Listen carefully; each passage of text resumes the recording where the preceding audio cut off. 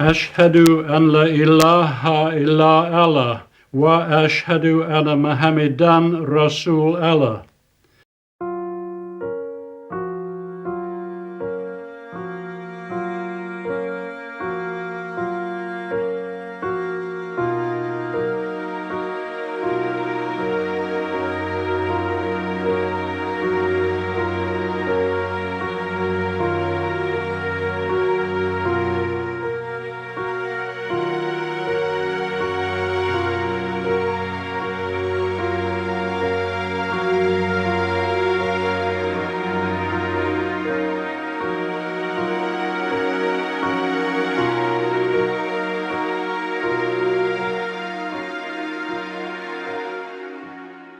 I witness that there is no God but Allah, and I witness that Muhammad is his prophet.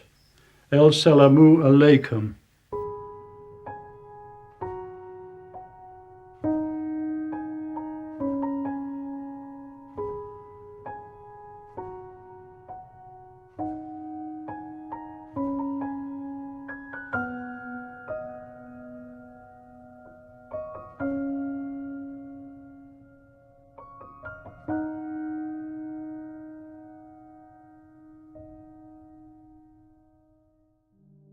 My present appointment as a head of an electrical department in a university in London.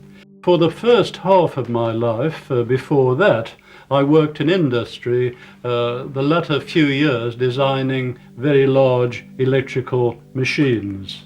So most of my life has professionally been devoted to electrical engineering primarily, also mechanical engineering, and I have spent much of the rest of my time studying and researching in parapsychology, psychical research.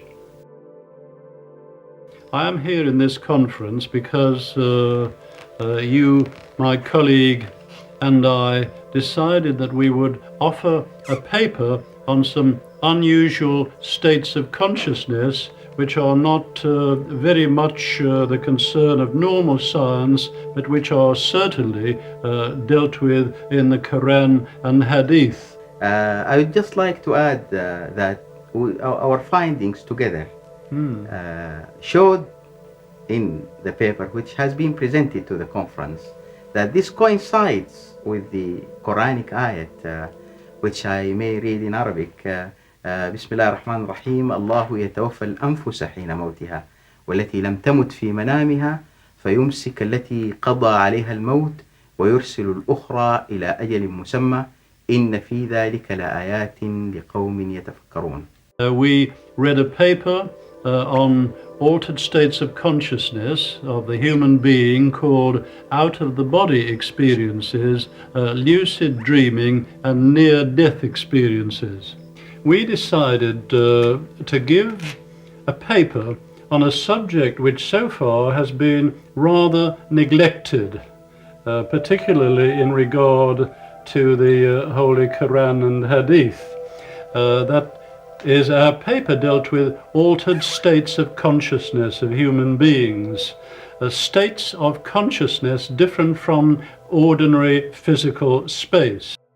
الله يتوفى الأنفس حين موتها والتي لم تمت في منامها فيمسك التي قضى عليها الموت ويرسل الأخرى إلى أجل مسمى إن في ذلك لآيات لقوم يتفكرون.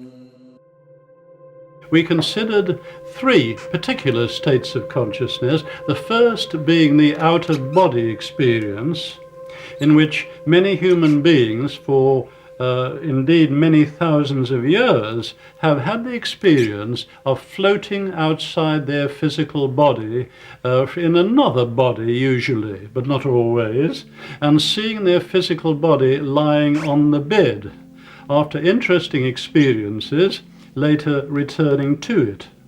that normally takes place with no break in consciousness from getting in bed to finally having the experience of returning to the body.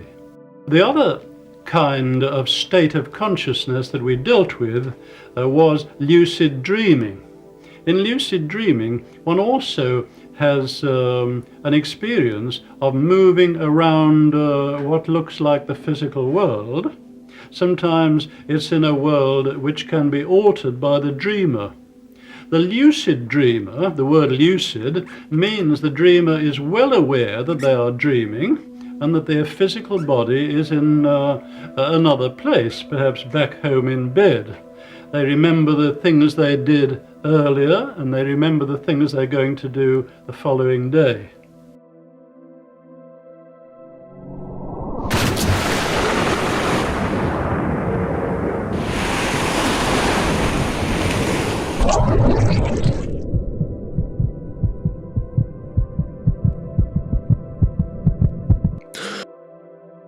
It has been found possible to communicate with a lucid dreamer through the action of their physical body. For example, a lucid dreamer remembers that he discussed an experiment with the experimenters. He can flick his eyes to and fro and produce electrical activity in the muscles which move his eyes, and that will signal to the experimenters in their ordinary state of consciousness that the experiment is about to begin. And then he can perhaps lift a weight and let a weight down to the ground again in his dream, and it has been found that certain electrical activity occurs in the muscles of his arms and legs. That is the sort of experiment that can be done to study that particular state of consciousness called lucid dreaming. الله يتوفى الأنفس حين موتها والتي لم تمت في منامها فيمسك التي قضى عليها الموت ويرسل الأخرى إلى أجل مسمى إن في ذلك لآيات لقوم يتفكرون. The final of the three states of consciousness we considered in our paper was the near-death experience. During the last 20 years or so, it has been possible for doctors to resuscitate people, patients, subjects who are clinically dead. That is, they have no heartbeat, no breathing, no electrical brain activity which can be recorded. Any doctor would pronounce them dead. Sometimes subjects having experience of that kind have heard themselves pronounced by a doctor or by other friends around or others to be dead. They have then had the experience of hearing a rushing, roaring noise, rather like a wind, and then moving along a dark tunnel and coming out into the light. Until relatively recently, as I explained, I didn't know very much about the scientific work which is to be found in these religious teachings. Finding out about that made me think very deeply. لو سألت أي واحد من الأديان الأخرى وقلت له هل معجزة نبيك الآن يمكن أن تشاهدها؟ يقول لك لا، هذا أمر حدث في الماضي وليس لنا منه إلا الرواية. لكنك لو سألت المسلم هل معجزة محمد باقية؟ قال نعم، هذا هو القرآن. ولذلك قال تعالى: قل أي شيء أكبر شهادة؟ قل الله شهيد بيني وبينكم وأوحي إلي هذا القرآن لأنذركم به ومن بلغ. ولكن يتساءل الإنسان ويقول: ما طبيعة الإعجاز في القرآن؟ أنا إذا رأيت العصا تضرب البحر نصفين قلت هذا لا يكون إلا من عند الله. إذا رأيت عيسى عليه الصلاة والسلام يحيي الموتى قلت هذا لا يكون إلا من عند الله. فكيف أعلم أن هذا القرآن هو من عند الله؟ القرآن يجيب. قال تعالى: لكن الله يشهد بما أنزل إليك، أنزله بعلمه، أي أنزله وفيه علمه. فالقرآن كلمات ولكنها تحمل معاني، تحمل علوما. هذه العلوم التي في القرآن هي علوم نهائية. فإذا تقدم البشر في مجال من المجالات التي ذكرها القرآن، علموا أن الذي ذكره القرآن هو الحق. وهذا العلم يزداد للبشر جيلا بعد جيل، فهذه المعجزة تتجدد جيلا بعد جيل وزمنا بعد زمن. ولذلك هذا ما نعنيه بأن معجزة محمد صلى الله عليه وسلم باقية ومتجددة. وبذلك كان محمد صلى الله عليه وسلم هو الرسول الذي يتحدث إلى راعي الغنم في جزيرة العرب، وإلى البروفيسور إليسون، الأستاذ الآن عبد الله إليسون الذي أسلم، وإلى أساتذة الجامعات في عصرنا والذين شهدناهم في المؤتمر يتعاقبون لبيان هذا الإعجاز في الكتاب الكريم والسنة النبوية المطهرة. I found recently that my beliefs, my practices of many years appear to be in agreement with those of Muslims. Since birth I have not eaten pork or indeed any other kind of meat. I have always been a vegetarian, and I very early discovered in my life that alcohol was not to my taste, and I have never drunk alcohol. Should I add in addition, I have never smoked cigarettes, which are also damaging. So I think I was rather surprised when Sheikh Zindani told me after a discussion about my views and beliefs and my personal practices that I was indeed a Muslim. And of course I was only too happy, as I have always been happy, to tell anyone who wishes that these are my views and beliefs. So I have been very happy this week to join the Muslim family of brothers and sisters, and I have been overwhelmed with the joy and the friendship, brotherliness and sisterliness that have been showered upon me. I shall be ever grateful to Allah.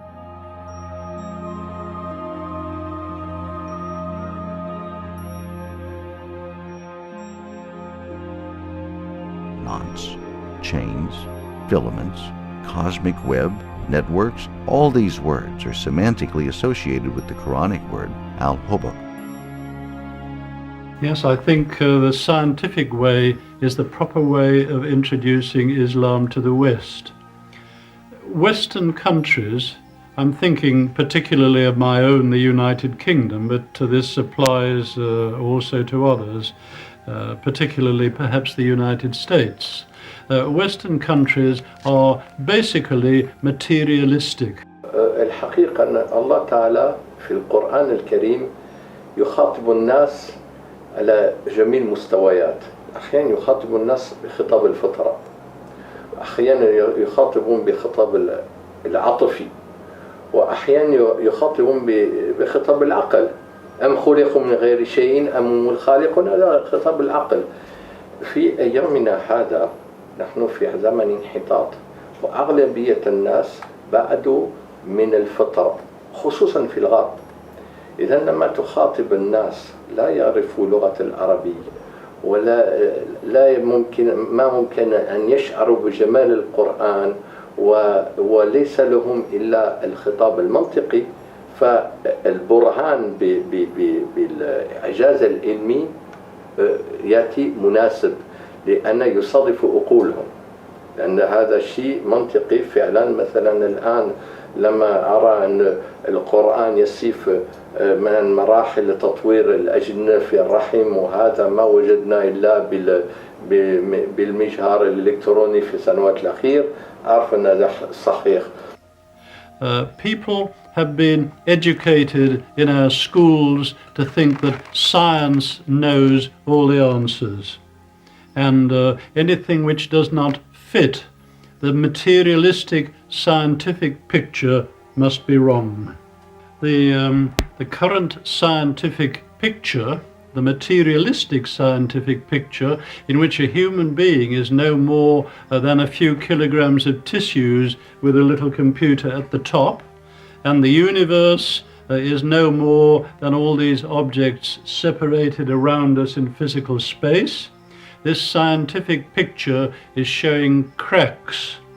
It is showing cracks in the particle physics area, that is the micro area of the universe, and it is showing wide cracks in the macro area, big things in the psychical research field. A good scientist follows the evidence where it may lead. So where does the evidence lead? In the particle physics area, electrons sometimes appear as waves, sometimes they appear as particles. It depends on the experimenter and the experiment. Sometimes particles disappear from one point in space and reappear at another point in space without crossing the space in between. Sometimes, in order to make the theories, the scientific theories, agree with the results of experiment, time has to run backwards. أما الذين يقولون القرآن كتاب هداية لا دخل له بالعلم، ففي الحقيقة يقولون حقا وتزل قدمهم في أمر آخر. نعم، القرآن كتاب هداية، ومن هدايته أن يكون فيه الحجج الكافية لإقناع العلماء ولإقناع الأجيال ولإقلاع البشر على اختلاف درجاتهم ومستوياتهم. لقد تكلم القرآن ووصف القرآن الكون، وفاض الخبر في الكتاب الكريم وفي السنة النبوية المطهرة عن الكون. وأهل عصرنا ومنهم البروفيسور إليسون درسوا هذا الكون، فالتقى العلم البشري مع النص القرآني والنبوي في ميدان واحد. فما هي النتيجة؟ ما هي نتيجة اللقاء؟ إن النتيجة قد وعدنا بها قبل 1400. لقد أخبرنا القرآن الكريم أن فيه من الأخبار والأنباء ما لا يعلم إلا بمرور الزمن. قال تعالى: لكل نبأ مستقر وسوف تعلم. أي لكل نبأ من أنباء القرآن زمن يستقر عنده المعنى ويتجلى فيه. I feel that those signs probably weren't understood when the Quran was revealed, and that's why a lot of the scholarly work then was on the other meanings of the Quran and the interpretation of those meanings, and these verses that we're discovering now were a mystery. وقال تعالى: ولتعلمن نبأه بعد حين. أي فيه أنباء الآن أنتم لا تعلمونها، ولكنها ستتجلى لكم بعد حين. وقال تعالى: وقل الحمد لله سيريكم آياته فتعرفونها.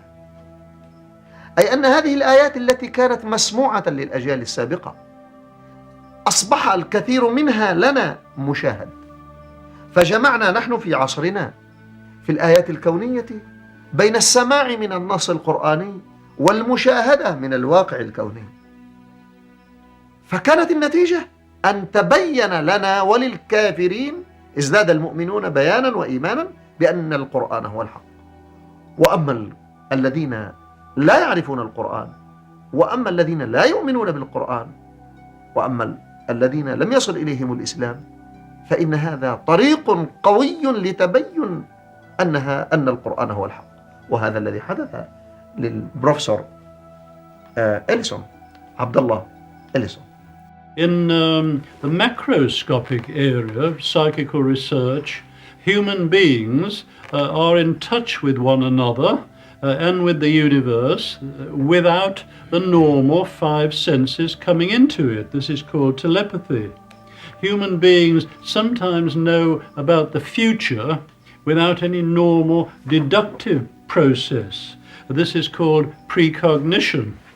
Human beings in full and normal state of health have interesting and unusual states of consciousness in which information about the physical world can be acquired, which is not normally available.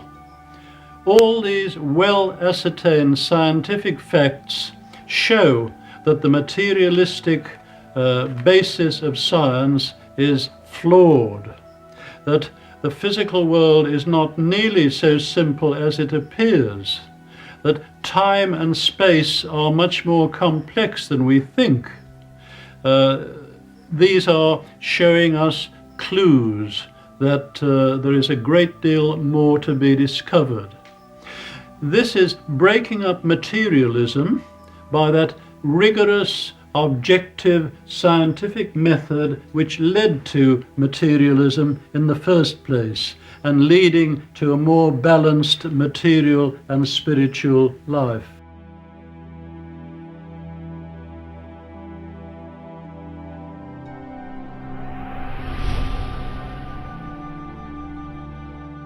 How scientific Islam could be. I was rather surprised. You know, in Western countries we know very little about Islamic religious teachings. The Quran is not very much read, and the Hadith are not read. I think that the Muslim world does not shine its light as much as some of the other religions do in the West. But I was very surprised to learn quite recently of the scientific statements which are to be found in Quran and Hadith. I was very surprised to find that there are these statements about psychical research matters, which Dr. Yahya has quoted.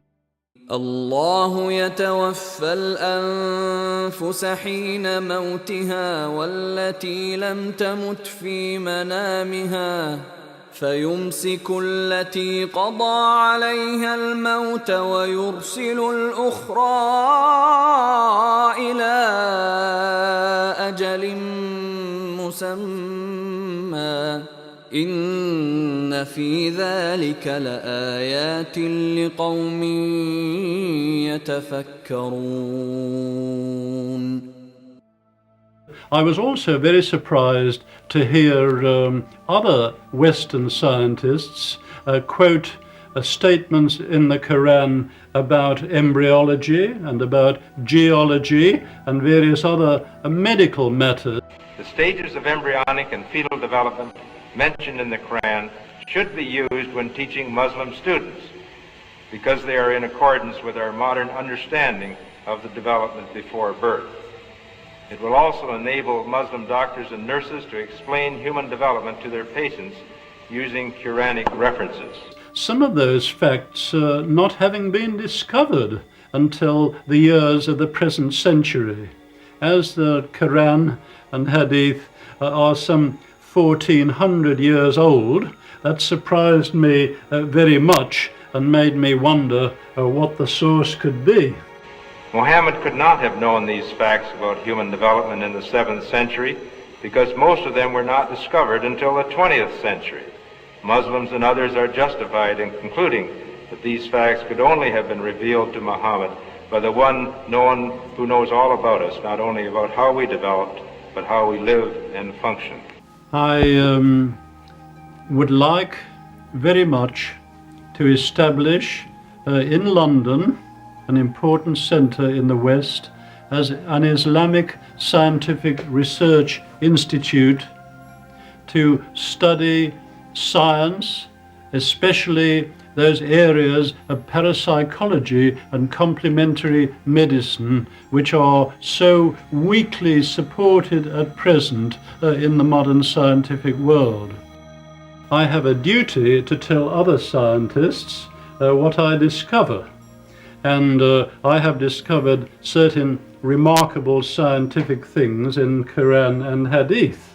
So I think it's my duty to tell them that they should read these books, because they would find their scientific imagination stimulated, they would find new experiments, possibilities of scientific research would arise in their minds. So we Muslims should shine the lights of Islam on the materialistic scientific world and using those rigorous methods of science which led to that materialism, reintegrate our brothers in that world with a little deeper truth about the universe in which they find themselves and about their own natures. Allah be praised. I called myself Abdullah Ellison.